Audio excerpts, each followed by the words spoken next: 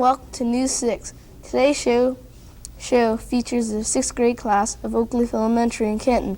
For their first story about our school, here's Heather.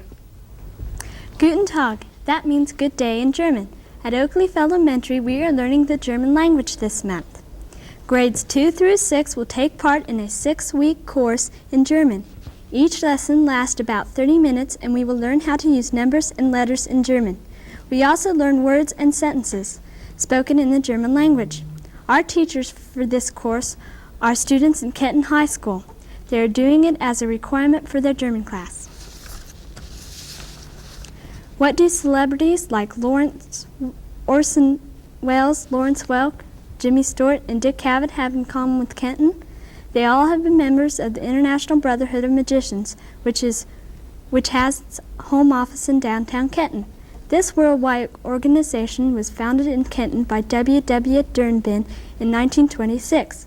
The national conventions were once held in Kenton many years ago, and the greatest magicians in the world came to town to share their craft.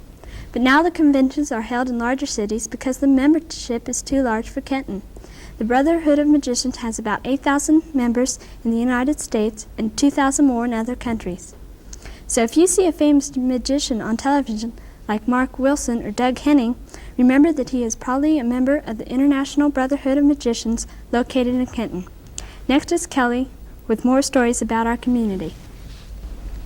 Kenton is the caboose capital of the world, thanks to International Car Corporation. They make more cabooses than any other plant in the world. News 6 reporter Terry Weaver talked to Mr. Norm Martell at International Car to find out how a caboose is made.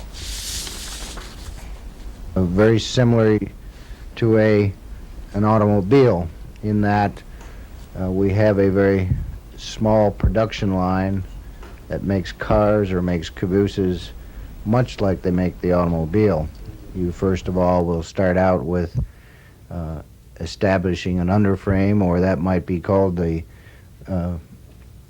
frame of a body of a car, and then from there we put on a roof, and we then put all the interior equipment in it, and it comes down a line very much like an automobile does when it's going through an automobile plant.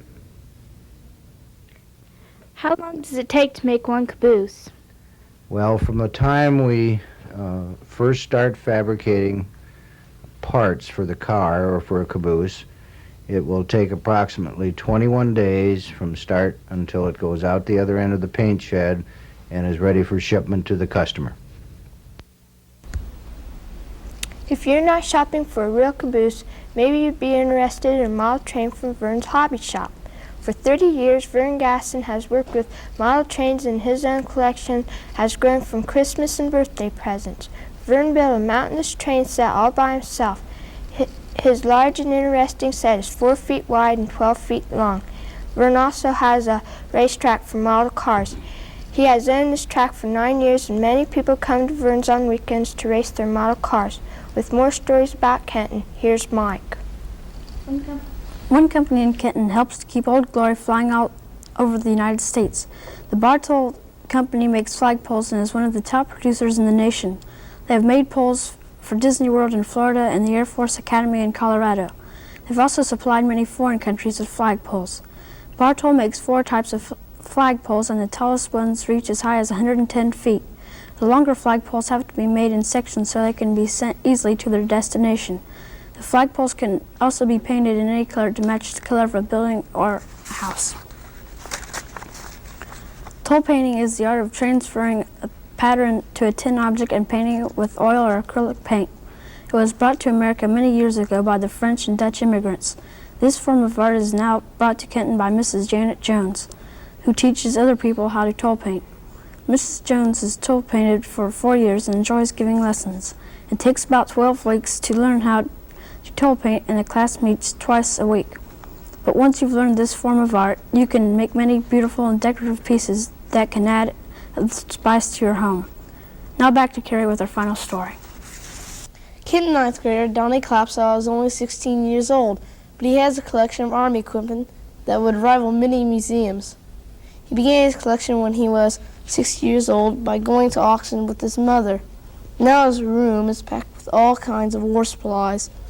Donny owns 9 rifles, and the oldest one is an 1892 Spanish-American war rifle. He has 2 swords, including a 200-year-old